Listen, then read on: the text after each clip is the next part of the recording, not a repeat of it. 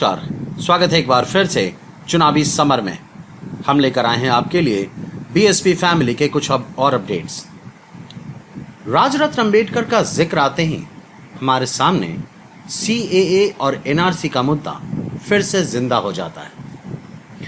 वैसे भी राजरत्न ने इसके खिलाफ इतना ज्यादा संघर्ष किया है कि आज लोग इनके बिना सीएए और एनआरसी के मुद्दे पर सरकार को मात देने की कल्पना भी नहीं कर सकते। वैसे आज की चर्चा की वजह भी सीएए और एनआरसी को लेकर राजरत्न अंबेडकर का फिर से हल्ला बोल ही है। दरअसल इस बार राजरत्न अंबेडकर ने अमेरिका के भावी राष्ट्रपति जो बाइडेन के बयान की आड़ में मोदी सरकार के खिलाफ हमला बोला। आपको बता दें कि राजरत्न अंबेडकर ने कहा कि अमेरिका में जल्द ही चुनाव होने वाले हैं।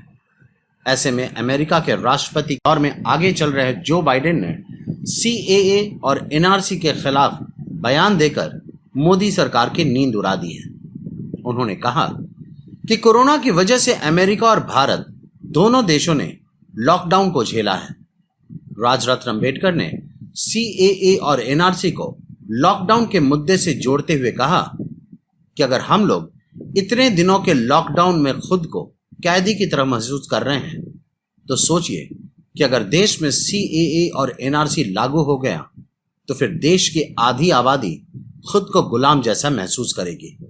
और इस बात का एहसास जो बाइडेन और ट्रंप को भी हो गया है। राजरत्न ने कहा कि लॉकडाउन में लोगों को एक ही स्थान पर अपने सभी काम करने पड़े। ऐसे में अगर देश में सीएए और एनआरसी लागू हो गया तो फिर यह पूरा देश ही डिटेंशन सेंटर बन जाएगा। उन्होंने कहा कि इस लॉकडाउन की परेशानियों का सीधा संबंध सीएए और एनआरसी से है और अगर किसी को यह समझ नहीं आ रहा कि इन कानूनों से लोगों की जिंदगी में क्या बदलाव होगा तो उन्हें लॉकडाउन में मिले खुद की परेशानियों को याद कर लेना चाहिए।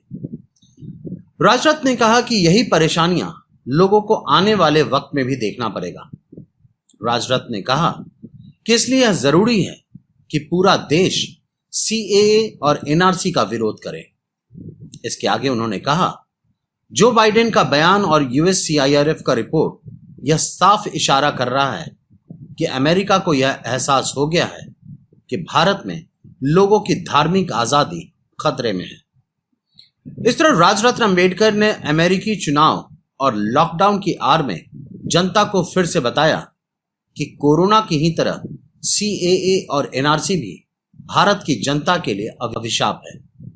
वहीं उन्होंने मोदी सरकार को भी चेतावनी दी कि अब जनता को सीएए और एनआरसी के नाम पर झांसा देना बंद करें क्योंकि अब लोग उनकी बातों में आने वाले नहीं। कुल मिलाकर हम यह कह सकते हैं कि राजरत्न अंबेडकर ने अमेरिकी चुनाव को लेकर मोदी सरकार को आगाह कर दिया है कि सीएए और एनआरसी के खिलाफ दुनिया जागरूक हो गई है और सरकार सीएए और एनआरसी कानून से लोगों की जिंदगी को ज्यादा दिनों तक नर्क बनाकर नहीं रख सकती। हमारे साथ बने रहने के लिए आपका धन्यवाद।